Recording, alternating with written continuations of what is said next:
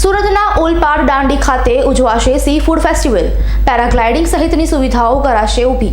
ત્રિદિવસીય આ ફેસ્ટિવલમાં 45થી વધુ સ્ટોલ લગાડવામાં આવશે. સુરત જિલ્લાને વિશાળ દરિયા કિનારો મળ્યો છે, ત્યારે દરિયા કિનારાના વિકાસને લઈને રાજ્ય સરકાર દ્વારા અવારનવાર પ્રયત્નો થતા હોય છે. ત્યારે ઓલપાડ, દાંડી અને ડભારી સહિતના ગામોના દરિયા કિનારાના વિકાસને લઈને સમગ્ર આયોજન કરવામાં આવ્યું છે. ત્રિદિવસીય આ ફેસ્ટિવલમાં 45થી વધુ સ્ટોલ લગાડવામાં આવશે. સાથે જ રાજ્યમાં પ્રથમવાર પેરાગ્લાઇડિંગ સહિતની સુવિધાઓ પ્રવાસીઓને આકર્ષવા માટે ઊભી કરવામાં આવશે. બીજ તરફ પ્રવાસીઓને આકર્ષવા પ્રયાસ કૃણાલ સનારે કહ્યું હતું કે Surat district aquaculture farms producers organisation cooperative society limited અને દાંડી ગામના લોકો દ્વારા દાંડી દરિયા કિનારાના પ્રવાસી સ્થળ તરીકે વિકાસ થાય તે હેતુથી તારીખ 21/2/2025 શુક્રવારથી તારીખ 23/2/2025 રવિવાર સુધી સી ફૂડ ફેસ્ટિવલ 2025નું આયોજન કરવા જઈ રહ્યા છે.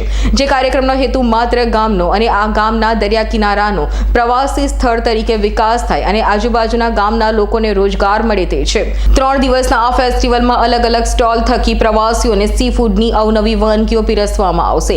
સાથે જ પેરાગ્લાઇડિંગની સાથે ભારત પાકિસ્તાનની મેચ હોવાથી વિશાળ LED સ્ક્રીન લગાવીને પ્રવાસીઓ દરિયા કિનારે મેચની મજા માણી શકે તેવી વ્યવસ્થા ઊભી કરવામાં આવશે.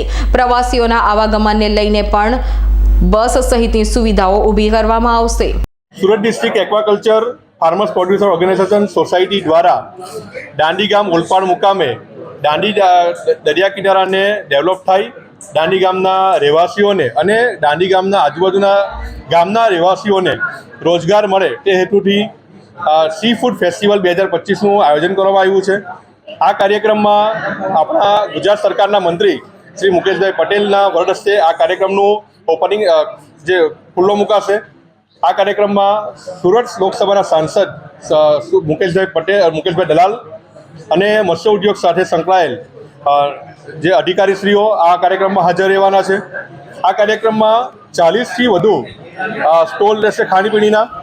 આ કાર્યક્રમમાં પ્રથમવાર એર મોટર શો થવા જનાર છે અને આ કાર્યક્રમમાં સી ફૂડ ફેસ્ટિવલમાં આવનાર તમામ લોકો પેરાગ્લાઇડિંગની પણ મજા માણી શકશે. 23 તારીખે ભારત પાકિસ્તાનની જે મેચ છે એ પણ અમે ત્યાં લાઈવ સ્ટ્રીમિંગ કરવાના છે, જેથી કરીને આ ફેસ્ટિવલમાં આવનાર તમામ લોકો આ મેચનો લાઈવ નિહાળી શકે અને મજા લઈ શકે. Bureau report S9 news Surat. અમારી તમામ માહિતીથી અપડેટ રહેવા માટે જોડાયેલા રહો S9 ન્યૂઝ સાથે.